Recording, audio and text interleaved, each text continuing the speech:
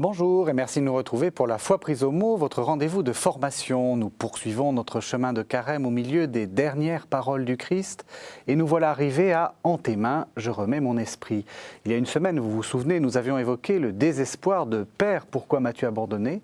Voici une belle déclaration de confiance. Alors comment la comprendre et comment la faire nôtre? Deux invités vont nous y aider. Le Père Guylain Lafont, bonjour. Vous êtes théologien et vous êtes moine bénédictin de la Pierre-qui-Vire.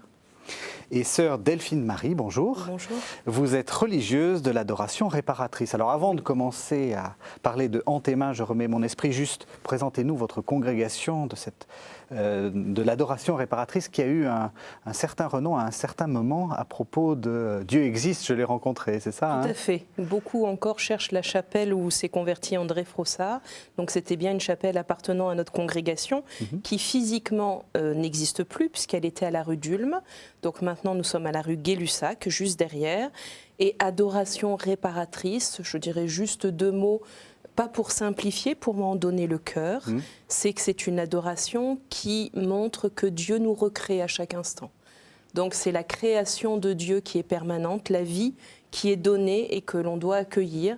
Donc elle répare mon cœur, d'accord, de la faute, du péché, mais je répare aussi l'image de Dieu dans la société puisque je le reconnais comme Dieu.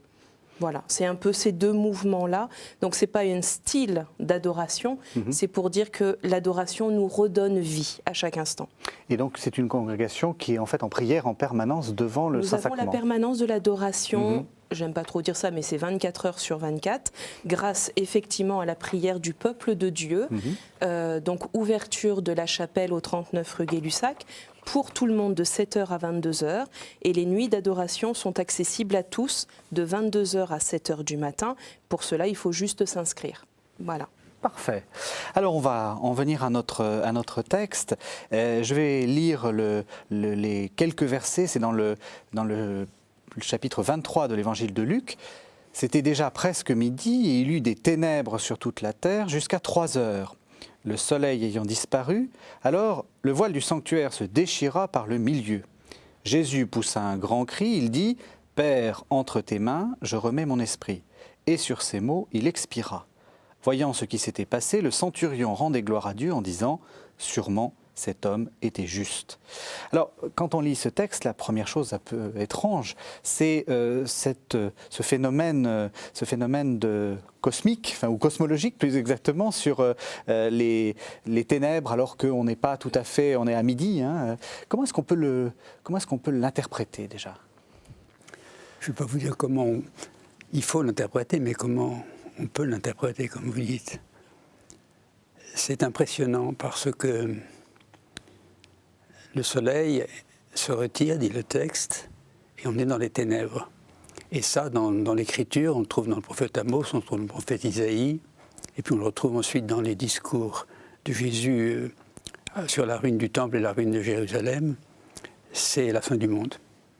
Le monde disparaît, il n'y a plus rien, il n'y a plus de lumière. Le ciel est complètement opaque, donc il n'y a plus de monde. Et puis ensuite, le texte vous dit ce que ne dit pas Saint Marc. Pour Saint Marc, c'est après la mort de Jésus. Ici, avant la mort de Jésus, on vous dit que le voile du temple est déchiré. Alors vous savez que le temple, c'était une grande salle qui était séparée aux 2 tiers par un grand voile. Et derrière le voile, dans le premier temple de Salomon, il y avait le lieu de la présence de Dieu, l'arche d'alliance avec les chérubins, les tables de la loi et tout ça. Puis tout ça avait disparu au moment de l'exil, et quand on a reconstruit le temple, quand Hérode l'a refait, eh bien on a laissé le voile et derrière il n'y avait rien. Mais rien, ça peut signifier tout, c'est un lieu de présence aussi. Donc tant qu'il y a le voile, derrière c'est le lieu du mystère, c'est vraiment aussi le lieu de la présence de Dieu. Mais si le voile se déchire, qu'est-ce qui se passe? On voit qu'il n'y a rien, et donc c'est une salle. Ça veut dire que Dieu n'y est plus. Ça veut dire que l'alliance d'Israël, elle est finie. Alors ces deux versets, c'est absolument impressionnant. C'est le monde est fini, l'alliance est finie, il n'y a plus rien. Et ce rien, enfin je vous dis ce que je me dis, je ne sais pas si c'est vrai ou faux, mais ce rien, il est dans le corps du Christ. Jésus, il est de ce monde. Et donc son corps mourant signifie que le monde est fini. Et puis Jésus est né juif, c'est la perle de l'alliance, et il meurt. Il n'y a plus d'alliance. Alors qu'est-ce qui reste? Il ne reste rien. Mais il reste quelque chose quand même. C'est justement à ce moment-là où il ne reste rien, ni du point de vue du monde, ni du point de vue de la religion. Il reste la voix de Jésus qui dit « Père ». Donc ce qui va permettre un rebondissement, ce qui ne peut pas être détruit, ce qui ne peut pas partir, c'est que même lorsque Jésus est détruit totalement et que le monde et la religion sont détruits avec lui, il reste l'invocation de Dieu, mon Père. Et entre mes mains, je me remets mon esprit. Donc on peut dire que cette invocation de Jésus, c'est le fond du fond. C'est-à-dire, même aujourd'hui, il y a un monde, il y a des religions et tout ça, mais tout ça, ça repose sur l'invocation de Jésus. Donc, en un verset et demi, Saint Luc nous dit ce que c'est qu'être fils, qu'être père, et que toute la création et toute la religion, toute la foi se base. Le fondement, c'est l'invocation, c'est la filiation de Jésus. Alors, quand on a dit ça, on n'a plus envie de rien dire. On va quand même essayer de dire quelque chose. Vous le lisez comment, ce Moi, passage? ce qui me marque énormément, c'est donc ce cosmos qui a l'air d'être éclaté. Enfin, il y a une violence, il y a une réaction de la terre, il y a une réaction de la création. Et ce qui me touche, parce que ce type de parole, c'est pas journalistique. Oui. On le vit de l'intérieur. C'est-à-dire, on regarde Jésus et un grand cri. C'est-à-dire que, enfin, il faut quand même se rappeler, le corps de Jésus a été massacré. On sait très bien qu'à la crucifixion, on meurt par asphyxie. Et pourtant, de ses entrailles, un grand cri va surgir, Père. Et là, on se dit, Jésus n'a pas arrêté de dire « Je suis le chemin, la vérité et la vie ». Et là, il nous indique le chemin. C'est-à-dire que quand tout explose dans nos vies, quand on a l'impression que tout s'écroule, eh ben, le Père fait que tout est de nouveau possible. Père, entre tes mains, je remets mon esprit. Et moi, c'est un peu ce grand cri. Il ne le murmure pas. Et on a même l'impression que là, il y a le Fils dans les bras du Père. Voilà. Et ça, ce grand cri, pour moi, fait plus de bruit que, je dirais, que le voile qui se déchire, que les ténèbres qui arrivent. Et finalement, c'est peut-être pour ça que le centurion va dire « il est juste ». Il est juste parce que c'est une parole de confiance qui sort du chaos. Ça, c'est extraordinaire. Et c'est notre espérance. Et c'est notre espérance. Vous voulez dire qu'on peut déjà la faire nôtre? On va essayer de voir quel sens ça a pour Jésus, mais on peut peut-être commencer tout de suite à tenter de l'actualiser. C'est quelque chose, enfin, on a aussi des chaos intérieurs. Moi, je crois que s'il n'y avait pas la passion, je ne pourrais pas être chrétienne et je ne pourrais pas vivre dans l'espérance tous les jours de ma vie. Parce que là, on est face à un échec social, politique, amical. Enfin, malheureusement, c'est un peu comme l'incarnation. On lit ça un petit peu à l'eau de rose ou style bisounours, parce que ça fait tellement longtemps qu'on entend parler de la passion, qu'on entend parler de l'incarnation, mais c'est un drame. Parce que les évangiles sont écrits après la résurrection, donc à la lumière de la résurrection. Mais ceux qui l'ont vécu, ils ont vécu quelqu'un en qui ils avaient mis toute leur espérance. Quand on entend les disciples d'Emmaüs, mais on espérait tellement que ça soit lui. Et pourquoi cet échec humain, cet échec visible, parce que là c'était vraiment au grand jour, serait l'échec de Dieu dans nos vies? Et j'aime reprendre, l'Église nous propose le psaume 30, que Jésus reprend en disant « Entre tes mains, je remets mon esprit ». Oui. On le dit tous les mercredis à l'office des complis. « En tes mains, je remets mon esprit ». Je hais les adorateurs de faux dieux. C'est quoi les faux dieux? Le faux dieu, ce serait celui qui m'empêcherait d'avoir mal, qui ferait que je serais complètement désincarnée, dans une sorte de magie de la vie. Eh bien, pas du tout. C'est-à-dire que Dieu va me rencontrer dans mon humanité, mais rien ne peut me séparer de l'amour de Dieu. Dans Saint Jean, vous êtes dans la main du Père, rien ne peut vous arracher de la main de mon Père. Voilà. Et là, Jésus le vit. C'est-à-dire que si lui ne l'avait pas vécu, ça resterait une idée. Là, on sait que dans tout ce qu'on peut ne pas comprendre, si on remet sa vie entre les mains de Dieu, mais c'est pas, c'est concret. C'est-à-dire, je continue d'y croire, alors tout est possible. Et des chemins nouveaux s'ouvrent dans leur cœur. Voilà. Père, comment est-ce que vous le lisez? Parce que vous êtes théologien, vous avez beaucoup enseigné. J'imagine que vous avez enseigné la Trinité et toute la complexité de ces rapports. Au bout de tout ce parcours, finalement, qu'est-ce que vous en dites de cette paternité et filialité? Est-ce que c'est si compliqué que ça? Je crois que c'est très simple, c'est justement pour ça que c'est vraiment révélé au moment où il n'y a plus rien d'autre. Et bon, je crois qu'il faut beaucoup contempler Jésus, il faut beaucoup rester au pied de la croix, regarder, écouter. Je ne sais pas comment dire, mais nous pouvons le faire nôtre dans la mesure où nous sommes un peu entrés dans sa voie à lui. Alors, essayons de parler quand même, puisqu'il faut. Le Fils, c'est celui qui dit Père, et le Père, c'est celui qui dit Fils. Mais la différence entre la paternité divine et la filiation divine, et la filiation de Jésus en tant qu'homme aussi, et puis les autres paternités, c'est que la paternité, ça vient après. Je suis d'abord homme et ensuite j'engendre. Tandis que Dieu est Père dès l'éternité, c'est-à-dire que, et nous ne pouvons pas le dire, il est dans le don, et le don de la totalité qu'il est. Il n'a jamais retenu pour lui quoi que ce soit. Et il donne tout. Il n'a pas plusieurs fils parce qu'il donne tout.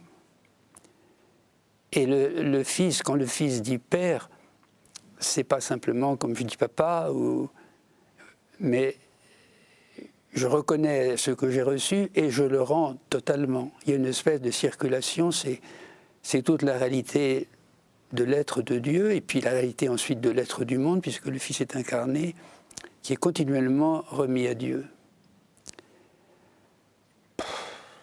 Moi, je suis impressionné. Je n'ose pas trop parler de ça. Alors, le Saint-Esprit, c'est justement ce souffle qui fait que ça circule entre le Père et le Fils. Alors, il y a une totalité et puis en même temps une générosité. Qu'est-ce que vous voulez dire? C'est impressionnant. C'est impressionnant. Il y a une grâce à Dieu, quand les disciples ont dit à Jésus, apprends-nous à prier, il nous a dit, quand vous priez, dites Père, que ton nom soit sanctifié, que ton règne vienne, que ta volonté soit faite. Ça détaille en trois mots ce qu'est, je pense, le Christ dans sa psychologie d'homme, et puis le Christ dans cette divinité, mais qui n'est pas une possession, qui est un don. Et je crois qu'il n'y a pas d'évangile, il n'y a pas d'endroit dans l'évangile où c'est dit aussi fort que là, parce qu'il y a 10 mots, 15 mots. 15 mots, et puis je suis impressionné, moi. Alors, on va faire une première pause. Je vous propose d'entendre les impropères. Les impropères, c'est ce qu'on dit au cours de la Semaine Sainte qui va commencer. C'est un texte assez ancien. La dernière rédaction date du XIe ou du XIIe siècle, mais en fait, le texte est probablement plus ancien. C'est le fameux passage « Ô mon peuple, que t'ai-je fait ?» Ô mon peuple, que t'ai-je fait? En quoi t'ai-je contristé? Réponds-moi. Je t'ai fait sortir de la terre d'Égypte. Est-ce pour cela que tu as préparé une croix à ton sauveur? Durant 40 années, je t'ai guidé dans le désert. Je t'ai nourri de la manne. Et je t'ai fait entrer dans un pays d'abondance. Est-ce pour cela que tu as préparé une croix à ton sauveur? Qu'aurais-je dû faire pour toi que je n'ai point fait? Je t'ai planté comme ma vigne la plus belle, et tu ne m'as donné qu'un jus amer, du vinaigre pour étancher ma soif. D'un coup de lance, tu as percé le cœur de ton sauveur. Moi, j'ai ouvert devant toi la mer. Et toi, d'un coup de lance, tu m'as ouvert le côté. Moi, j'ai marché devant toi dans la colonne de nuée. Et toi, tu m'as conduit au prétoire de Pilate. Moi, je t'ai nourri de la manne dans le désert. Et toi, tu m'as donné des soufflets et des coups de fouet. Moi, je t'ai fait boire l'eau vive jaillie du rocher. Et toi, tu m'as fait boire du fiel et du vinaigre. Moi, je t'ai élevé au-dessus des autres par ma toute-puissance. Et toi, tu m'as élevé sur le gibet de la croix. Ô mon peuple, que t'ai-je fait? En quoi t'ai-je contristé? Réponds-moi. Alors, ce texte des impropères, justement, c'est assez intéressant parce que c'est un texte de reproche. Est-ce que vous sentez... comment l'articuler avec ce que Jésus dit à ce moment-là? Quand vous devez le dire pendant la semaine sainte, comment vous le... C'est pas un texte de reproche. C'est un texte d'un trop-plein d'amour qui n'est pas accueilli. C'est-à-dire qu'il n'y a pas de reproche dans l'amour. On dit l'amour bannit la crainte.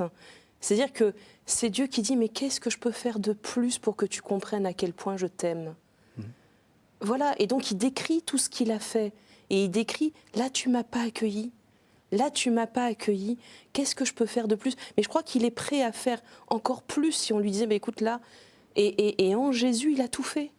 C'est-à-dire que vraiment, Jésus est venu nous révéler le cœur du Père.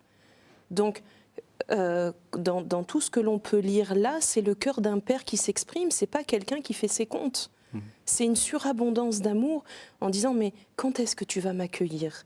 Là, à la limite, si on pouvait imaginer Dieu en train de pleurer et se mettre à genoux devant nous, je pense qu'on pourrait le faire. Voilà, je t'ai tout donné et je continue à le faire. Et tous tes noms n'arrêteront jamais ma grâce. C'est-à-dire que mon amour est inconditionnel. Je ne peux pas faire autrement que de me donner entièrement. Le jour où tu es prêt, je suis là. Et ça, c'est extraordinaire. On arrive à un moment où tout le monde rejette Jésus, même ses plus proches, on pourrait dire amis. Et d'ailleurs, je suis très impressionnée quand dans le jardin des Oliviers, il va dire « Ami, fais ta besogne à Judas ». Jésus ne ment pas. Il redit son amour à Judas malgré l'acte qu'il va poser.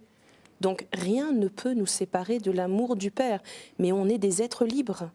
Donc il faudra à un moment faire un acte d'ouverture ou un acte de refus, mais qui sera jamais définitif, qui sera jusqu'au bout. Jésus, je frappe à la porte. Si quelqu'un ouvre, je rentrerai chez lui. Et ça, c'est merveilleux. Vous êtes d'accord ? Bien sûr, je suis d'accord. Je voudrais seulement reprendre un mot que la sœur a dit, c'est l'amour. Et bon, j'aimerais dire une chose là, qui me tient à cœur. On parle beaucoup de la miséricorde. C'est un mot que je n'aime pas beaucoup. Parce que la miséricorde a devant soi un miséreux, tandis que l'amour a devant soi un aimé. Et moi, je pense que Dieu ne fait pas miséricorde au sens que, voilà, je te fais miséricorde. Dieu aime, et donc il se trouve toujours devant l'aimé, et que l'aimé soit en bonne situation, en mauvaise situation, Dieu aime. Et ça, je trouve que c'est une affaire de père aussi. Je ne pense pas qu'un père fait miséricorde à son fils. Un père, il l'aime. Vous voyez. Alors, je crois qu'on a beaucoup à aller encore plus à fond que la miséricorde, qui est le fait que Dieu est amour, et que l'amour est un don total, trinitaire, et donc, comme disait la sœur, quand je n'ai pas de réponse, je dis, écoute, qu'est-ce que je peux faire d'autre? On a beaucoup, je crois, à découvrir l'amour. Parce que l'amour, c'est en même temps, l'amour, c'est la mort, et on ne peut pas aimer sans perdre sa vie. Et perdre sa vie au point d'éventuellement d'accepter qu'en face, ce ne soit pas reconnu, et recommencer à... Dieu est amour, c'est des choses, c'est incroyable. Alors, j'aimerais qu'on commente un peu la suite de la parole. Donc, on a commenté le Père, et puis il y a le « entre tes mains, je remets mon esprit ». Et j'aimerais que vous disiez quelques mots de des mains de Dieu. Dieu a donc des mains. Il a un cœur, donc oui. Il a forcément des mains. Ça va de pair. Ça va de pair, voilà. Comment est-ce qu'on le... Soyons concrets. Vous passez votre vie en adoration, si j'ose dire, enfin, une partie de votre vie. Si, en espérance, je passe ma vie en adoration, oui. D'accord. C'est le but, c'est le but. Et comment on perçoit ces mains de Dieu et ce geste de remettre son esprit entre les mains de Dieu? Alors, nous qui sommes religieux, on a une chance inouïe, c'est de faire un vœu d'obéissance. Et je dis que c'est une chance inouïe parce que là, on a une incarnation des mains de Dieu. C'est-à-dire, entre tes mains, je remets mon esprit. Ben, quand on me demande quelque chose qui n'est pas forcément de mon goût premier, si je pose l'acte de foi parce que je ne regarde pas les événements extérieurs, mais je regarde Dieu, parce que je lui fais confiance et que je prends ça comme un appel, eh ben, entre tes mains, je remets mon esprit. Et ça, on peut le vivre très concrètement. Il y a plein d'événements de nos vies qui sont des choses qu'on peut subir, ou alors on peut être actif dans cet accueil. Et alors, on n'est pas dans du béni oui-oui.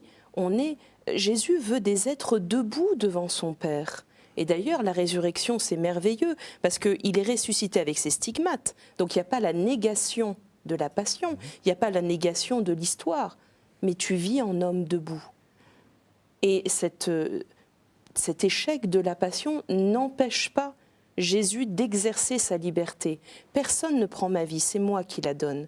Et il nous demande d'être dans ce mouvement-là du don et pas « je subis rien ». Donc nous, dans notre vie religieuse, le fait de dire oui à ma responsable, voilà, d'une manière joyeuse, peut-être un peu craintive, selon mon état d'âme, c'est le cas de le dire. Mais si je reprends la parole, je dis « Ok Seigneur », mais on le fait à deux, sinon j'y vais pas. Donc pour moi, l'incarnation de la parole, elle est vraiment là. Mais comme des enfants avec leurs parents. Il y a un moment, il y a un acte de foi à poser. Si on sait que la personne veut notre bien, il y a une bienveillance à l'amour. Donc je ne suis pas en train d'essayer... Enfin, moi qui réfléchis un peu avec d'autres à la parole de Dieu, je suis toujours un peu surprise qu'on soit toujours en train de remettre en question la pédagogie de Dieu au lieu de le regarder pour l'accueillir. C'est un chemin de vie, la parole. Donc arrêtons de le critiquer 5 secondes, même si on est français, donc c'est difficile de ne pas critiquer pour un français, mais regardons-le agir parce que là, il nous révèle quelque chose. Dans les miracles, quand le lépreux arrive et dit « Mais qu'est-ce que tu veux que je fasse pour toi ?» Il n'est quand même pas aveugle, Jésus, il voit qu'il est lépreux. Mais il sait que le lépreux a besoin de dire sa lèpre pour accueillir la grâce. Donc il nous conduit sur un chemin parce qu'il nous connaît. Voilà. Et Père, entre tes mains, je remets mon esprit. Si Jésus l'a dit sur la croix, c'est qu'il l'a dit depuis sa naissance. C'est pas une génération spontanée où il s'est dit sur la croix, tiens, il serait peut-être temps que je lui donne, je lui remette mon esprit. Et Mère Marie-Thérèse, notre fondatrice, dit que le don total de Jésus au Père s'est fait dès Nazareth, qui a duré quand même 30 ans sur 33 ans de vie terrestre. Donc c'est notre espérance, c'est-à-dire que notre vie quotidienne peut être un don au Père. Il n'y a pas besoin de cataclysme en permanence dans notre vie. Vous êtes d'accord? Peut-être que je vais serrer un peu plus ce que vous avez demandé sur les mains. Oui. Les mains. Et être dans les mains, c'est un enfant qui est dans les mains de son Père.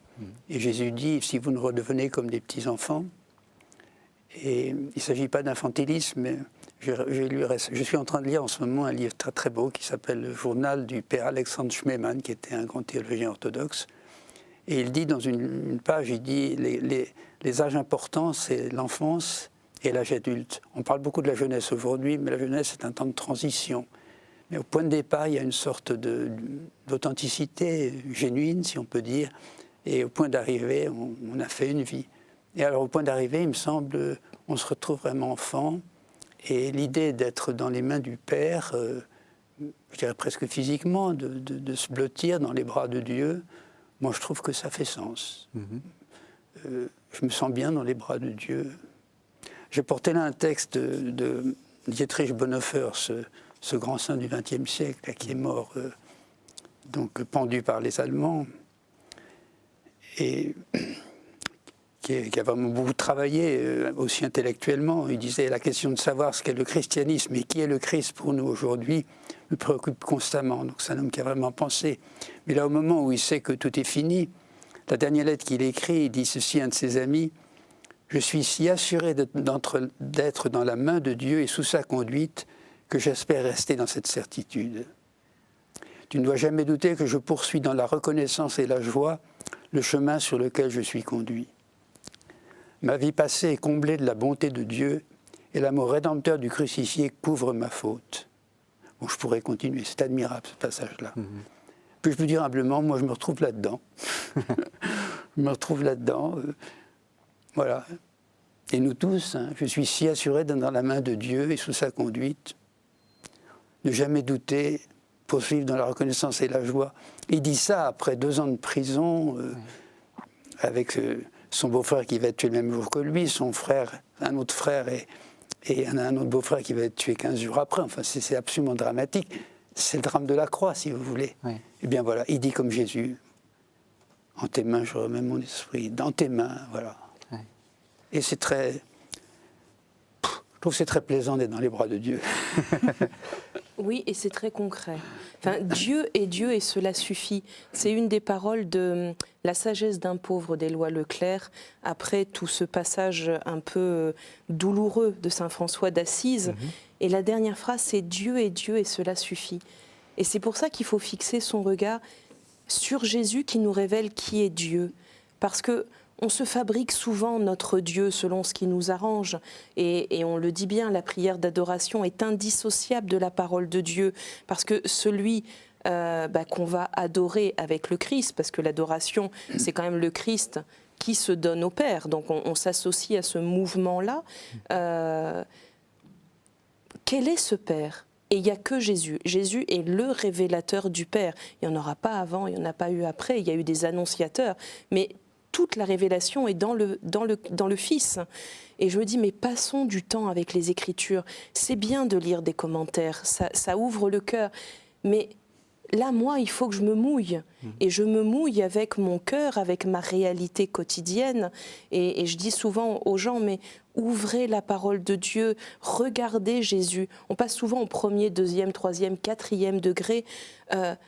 Arrêtons. Enfin, Jésus il se rencontre avec le cœur, la tête, parce qu'il nous prend pour des gens intelligents et qu'il nous a créés intelligents comme il a pu, et on en fait ce qu'on peut après. Mais c'est profondément qu'on va le rencontrer, parce que c'est ça qui reste dans l'épreuve. C'est pas la tête qui reste, c'est le cœur. Alors, je continue. Donc, j'étais entre tes mains et je remets mon esprit. Alors, il y a quelque chose de peut-être de simple, je meurs en fait. Est-ce qu'on peut trouver quelque chose de plus compliqué là encore? Est-ce que le théologien a des choses à dire sur les rapports entre le Père, le Fils, l'Esprit, ou est-ce qu'il faut en rester à des choses simples? Je crois qu'il faut rester au simple. Vous savez, la théologie, c'est un très beau travail, il n'y a pas de problème, ça apprend beaucoup de choses, mais bon, ça conduit au silence, j'espère, ça conduit à... Mais pour articuler avec ce que dit la sœur tout à l'heure, elle a parlé de la parole de Dieu et de la lecture de l'Écriture sainte. Et il me semble que lorsque nous pratiquons effectivement la lecture de l'Écriture sainte, régulièrement, eh bien, il y a une sorte d'esprit qui entre en nous. Si je lis tous les jours Libération, par exemple, ou si je lis toujours Le Figaro, ce sont 2 journaux, bon... À force de lire la même chose, je finirai par penser Figaro ou penser Libération. Ce qui n'est pas mal, ce qui est bien, chacun pour soi. Mais si je lis l'Écriture, je penserai Jésus-Christ, ça sortira. Et c'est ça l'esprit, je crois. L'esprit, par définition, c'est pas une parole, donc ça ne se touche pas. D'ailleurs, c'est de l'eau, c'est le vent, c'est le feu, c'est tout ce qu'on ne peut pas toucher. Donc on ne peut pas parler de l'esprit. Mais c'est ce qui nous permet d'apprécier la parole, et puis c'est ce qui jaillit de la parole. Et je crois que, moi je crois que c'est vraiment ça, quand on pratique la parole de Dieu, mais de manière un peu constante, on finit par penser chrétien, et penser chrétien, c'est l'Esprit Saint. Je dis ça comme ça, je ne sais pas trop. Hein. Et puis il y a un réel dialogue qui se fait avec Dieu. Vous voyez, il y a des situations où il y a une parole qui remonte. Le Seigneur nous parle vraiment, donc par notre intelligence, notre conscience, qui est ajustée à la volonté de Dieu par la prière et puis surtout par les sacrements. Et enfin, moi, je me souviens d'une situation un peu rigolote. On m'avait demandé un truc que je trouvais ridicule. Et j'étais dans le jardin en pestant et en disant « Mais Seigneur, mais c'est complètement stupide ce truc-là ». Et me revient dans le cœur, quand celui qui était lépreux, on lui demande d'aller se jeter 7 fois dans le Jourdain, il dit « Bon, c'est bon, il y a de l'eau chez moi ». Et ses serviteurs qui lui disent « Mais Naaman, on t'aurait demandé quelque chose de compliqué, combien plus tu l'aurais fait ?» Et là, je dis « Ok, Seigneur. Arrêtons de regarder l'humain et ça va, je te fais confiance sur ce chemin-là. » Vous voyez, donc c'est pas de dire c'est super intelligent maintenant ce qu'on me demande, donc c'est pas biaiser mon intelligence, mais c'est d'aller au-dessus, vous voyez, pardonner, aller au-dessus, c'est un don au-dessus d'une petite logique humaine. On est tellement restreint dans notre façon de voir les choses, c'est un acte de confiance. D'accord, là je comprends pas tout. Mais ce que je comprends, c'est que si je le fais, je suis avec toi, donc ça vaut le coup. Voilà, je pense que ça peut s'incarner comme ça dans nos vies. Le Seigneur va faire remonter des paroles, mais pour qu'elles remontent, il faut qu'elles rentrent. Hein. Et ça, c'est de longue haleine. Oui. Je pense que c'est peut-être ça, un peu la différence entre la passion de Jésus selon saint Marc et celle selon saint Luc. Dans saint Marc, c'est « Mon Père, pourquoi m'as-tu abandonné ?» Et puis ça se termine là. Il meurt vraiment, enfin c'est l'élément de la détresse, si vous voulez. Et simplement après la mort que le centurion dira c'est le Fils de Dieu. Tandis que chez saint Luc c'est apaisé. Avant de mourir, le Christ, tout cet apaisement dont vous parlez, il manifeste qu'il l'a eu. Et quand il dit mon Père, à ce moment-là, c'est très paisible.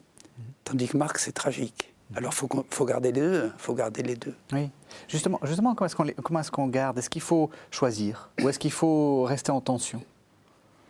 Parce que comment est-ce qu'on peut comprendre finalement ce « en tes mains, je remets mon esprit » finalement, j'ai confiance et tout va bien ? Ou est-ce qu'il y a quelque chose de plus profond parce qu'il ne dit pas ma vie, il ne dit pas ma volonté, il dit mon esprit. Oui. Je ne sais pas. Pour que vous disiez, faut-il choisir entre une parole qui est de détresse et une parole qui est de paix ? Moi, je dirais que ce sont deux aspects de notre esprit, finalement. Notre esprit est parfois en grande détresse et notre esprit est parfois en grande paix. Alors, quand c'est la détresse, il faut essayer de faire jaillir la paix. Et grâce à Dieu, on a notre Père. Donc avec notre Père, on s'en sort toujours. Et puis, si c'est la joie, si c'est la paix de l'invocation,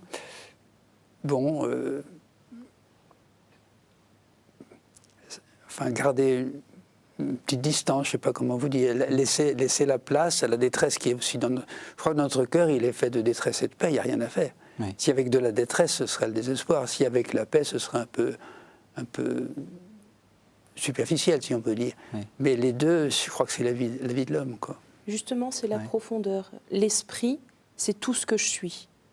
La volonté, ça peut être une partie de moi, mais l'esprit, c'est tout. Voilà, je me remets entièrement. On n'a pas pu me le prendre, on a pu massacrer mon corps, on a pu m'empêcher de parler, on peut m'empêcher d'enseigner, mais on ne pourra jamais m'empêcher d'avoir confiance en toi. Et je crois que dans le texte que vous lisiez tout à l'heure, on peut vivre les situations les plus tragiques, personne ne peut nous enlever la présence du Père en nous. Et moi, je suis très touchée dans la parole de Saint Jean quand il dit « Il faut que le monde reconnaisse que j'aime le Père.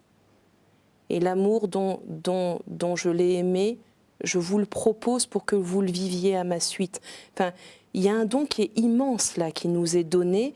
Et comme dit souvent une de mes sœurs, quand on sait qu'on va mourir, on dit l'essentiel. Donc là, on a notre héritage. Suivez-moi dans le don, parce que c'est la vie, mais la vie avec un grand V. Donc mon esprit, pour moi, c'est qu'il y a... Je ne te donne pas qu'un peu. Je te donne entièrement tout ce que je suis. Et ce qu'on ne pourra jamais me prendre.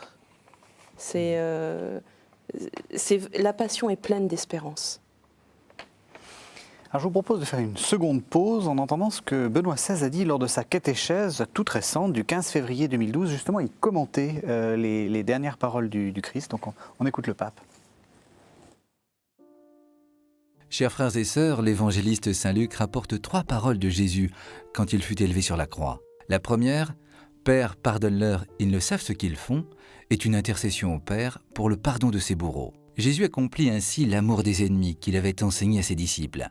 Et il affirme que le motif de sa demande est le fait de ne pas savoir, de l'ignorance, pour laisser ouvert le chemin de la conversion, comme l'attestera le centurion reconnaissant Jésus le juste, le Fils de Dieu. La seconde parole exauce bien au-delà de sa demande le bon larron, crucifié lui aussi. Jésus l'assure d'être aujourd'hui avec lui dans le paradis. Il donne la ferme espérance que la bonté de Dieu peut nous toucher jusqu'au dernier instant, aussi difficile qu'ait pu être notre vie. Enfin, la dernière parole, « En tes mains je remets mon esprit », est reprise d'un psaume.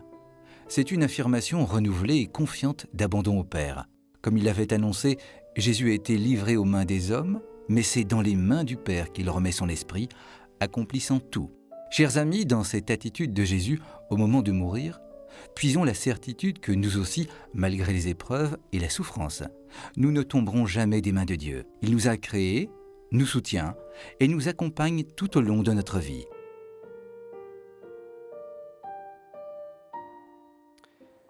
Ben voilà, on voit, ma sœur, que vous parlez comme le pape. C'est rassurant pour lui. Alors, le pape dit quelque chose d'intéressant, enfin, il dit beaucoup de choses intéressantes, mais là, il explique qu'il y a une sorte de gradation, de pardon dans l'évangile de Luc. Comment est-ce qu'il faut la situer? Parce que là, effectivement, j'ai lu le chapitre, la fin du chapitre 23, mais il faut lire tout l'évangile de Luc, en fait. Oui. Ben, on le dit toujours, l'évangile de Luc, c'est l'évangile de la miséricorde, même si j'aimerais mieux dire l'évangile de l'amour, avec les fameuses toutes les paraboles du chapitre 15. Mm-hmm. Mais ce qui est beau, puisque nous sommes dans la Passion, c'est quand on relit la Passion depuis le début, avec la dernière scène, ces éléments, reprenons dans l'ordre. Hein, la première chose que Jésus pardonne, c'est Pierre. Alors ça, c'est un texte extraordinaire. Vous savez, vous connaissez l'histoire. Pierre est dans la cour. Jésus est là, Pierre est là. C'est tout près. Et Jésus l'entend dire je ne le connais pas, je ne le connais pas, je ne le connais pas. C'est impressionnant. C'est impressionnant. Et alors cette phrase qui peut nous faire contempler pendant des heures. Jésus se tourne en regard à Pierre. Donc c'est une parole. Il n'y a même pas une parole. Il y a un regard et Pierre est converti. Donc c'est le premier pardon.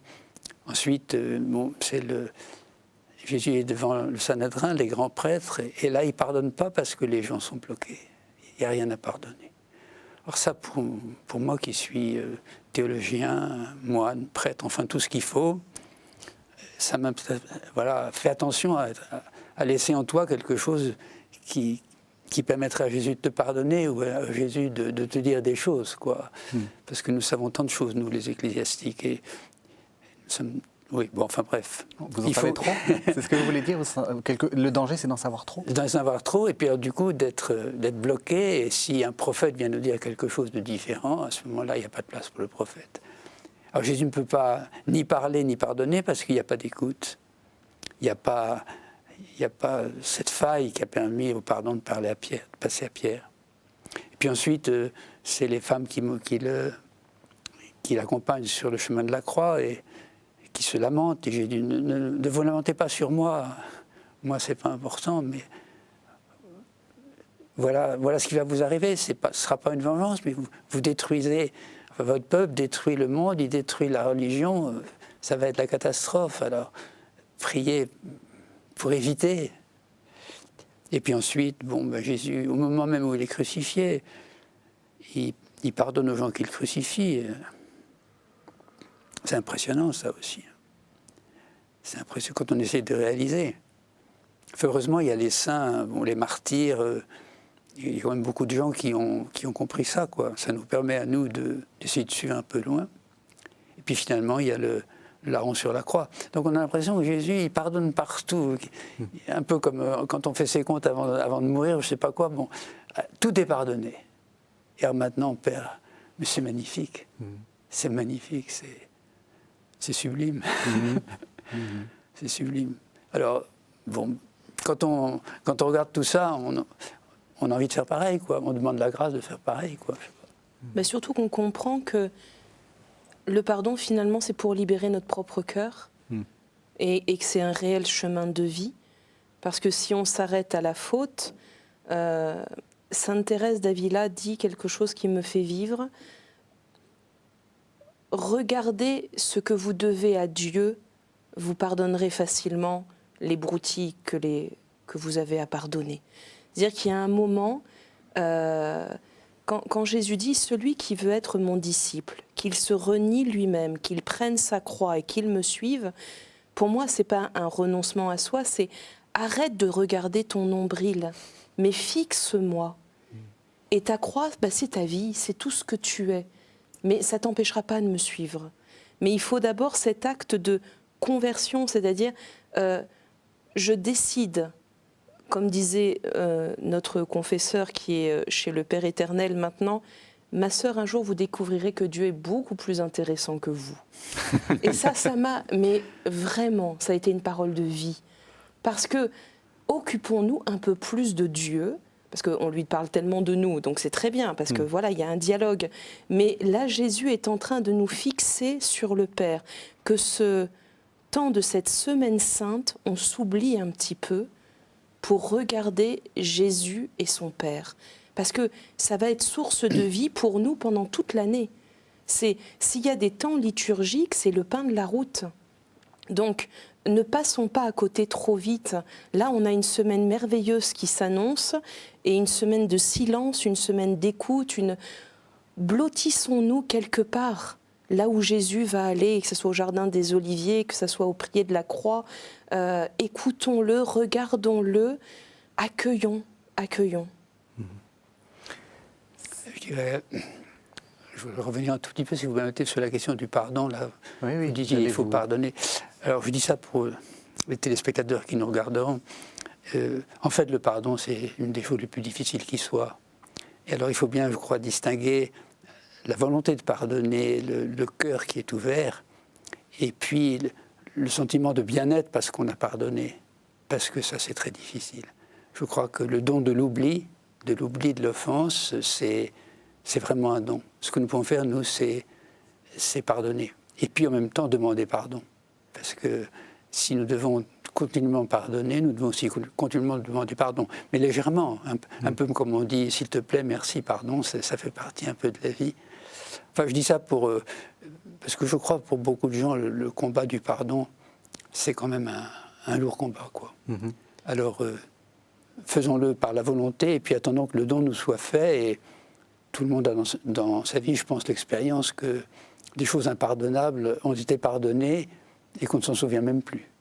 Ça, c'est la béatitude, quoi. Oui, puis c'est une grâce à demander. La volonté d'intention de mon cœur. Je ne suis pas capable. Enfin, un sentiment, il est ni bon ni mauvais. C'est ce qu'on va en faire qui va être de l'ordre du péché ou de l'ordre de la grâce. Donc, je suis blessée. Est-ce que je me tourne vers le Père ou est-ce que je cherche la vengeance ?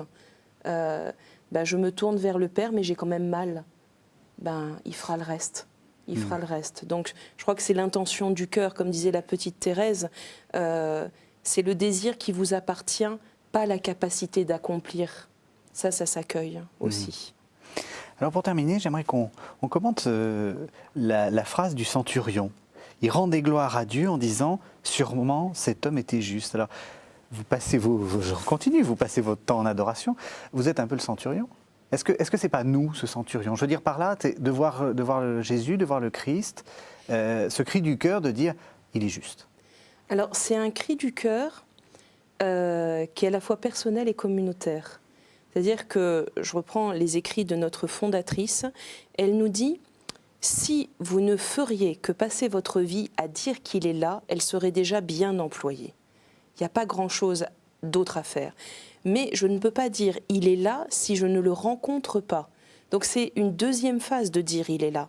La première phrase, ça sera d'être avec le Christ. Donc le centurion, il a dû regarder, il a dû ouvrir le cœur, il a écouté. Donc le centurion a été présent.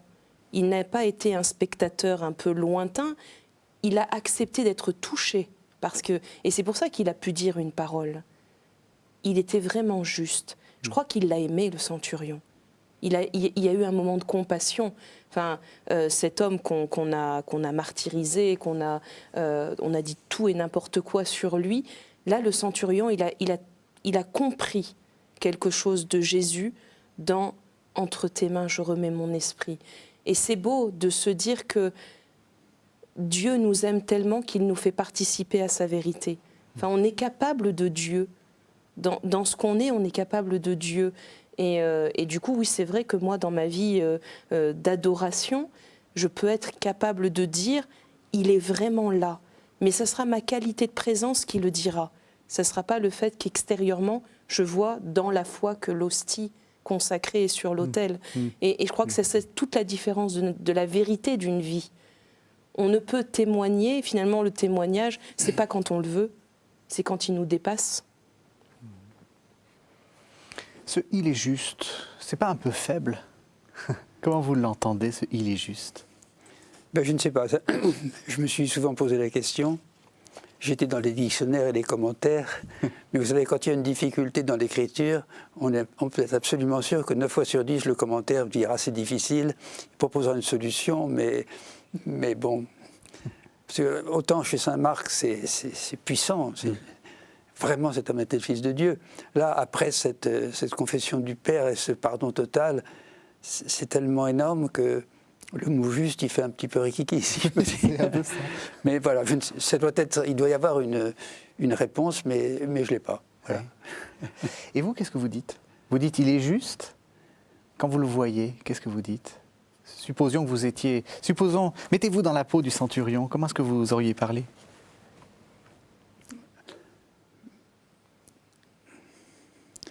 Pour répondre à votre question, je dis pour faire ça, il faut beaucoup écouter les centurions. Parce que le centurion, c'est un païen. Donc, il ne savait rien. Et nous sommes entourés de beaucoup de païens. Et nous savons tout. Alors, peut-être, si nous écoutons des centurions, nous verrons un peu comment ils reconnaissent la justice, et ça nous pourra compléter un peu tout ce que nous savons. Ça, c'est une première réponse. La seconde... Je pense que la seconde, nous qui avons la chance d'être chrétiens, nous ne disons pas celui-ci est injuste, nous disons Seigneur. Alors, ce qui me frappe tous les deux, parce que on en a quasiment à la fin, c'est vous insistez vraiment sur le fait de se désencombrer. Vous vous dites on sait trop de choses, vous vous dites on a trop d'idées, c'est un peu la même chose. Vous parlez de la Semaine Sainte. Qu'est-ce qu'on pourrait faire pour la Semaine Sainte pour se désencombrer un peu? Peut-être donner du temps gratuitement. L'Église propose une liturgie quand même assez fournie pour les temps qui nous préparent à Pâques. Organiser son emploi du temps pour pouvoir participer, parce que c'est une prière d'Église, c'est la foi de l'Église, c'est quelque chose aussi qu'on donne au monde. Donc quand on participe à un office, on le fait pour nous, d'accord, mais on le fait aussi pour cette humanité qui nous entoure, parce que cette rédemption, elle est proposée à tout homme et pas qu'aux chrétiens. Donc je dirais, soyons près de celui que notre cœur aime. On passe son temps à dire à Dieu qu'on l'aime, ce serait bien qu'on lui montre de temps en temps, en lui donnant du temps gratuitement, parce que là, c'est lui qui vit quelque chose. On va visiter quelqu'un qui est malade à l'hôpital, on va prendre de ses nouvelles. Là, il y a un drame qui est en train de se passer, mais comme on connaît la fin, on se dit oui, donc c'est pas très grave, normalement, dimanche, c'est la fête. Pour vivre la puissance de la résurrection, faut peut-être s'être enfoui dans la profondeur de ce qui se vit dans le cœur à cœur entre Jésus et son Père. Voilà, donc moi, je proposerais vraiment aux personnes qui ont la possibilité de prendre du temps avec la parole, de prendre du temps en Église avec tous les offices qui seront proposés, et le temps du silence.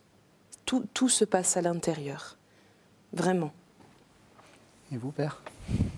Je dirais comme la sœur, peut-être en soulignant le dernier élément, c'est-à-dire, d'ailleurs la liturgie nous le propose aussi, pour ce que nous pourrons faire, parce qu'il y a des pères et mères de famille, il y a des gens au boulot. C'est pas comme autrefois. Autrefois, c'était quand j'étais jeune, c'était beaucoup plus simple d'aller aux offices. Aujourd'hui, on est tellement rue par tous les bouts. Mais ce qu'on peut toujours faire, me semble-t-il, c'est, même au bureau, même en s'occupant des enfants, le vendredi à 3h, je peux pas aller. Si je peux aller au chemin de croix ou à la liturgie, j'y vais. Mais si j'y vais, il faut que j'y aille aussi avec du silence. Si je n'y vais pas, que je me souvienne du Christ. Voilà, se souvenir du Christ. Je crois que c'est se souvenir du Christ, mais un souvenir, voilà.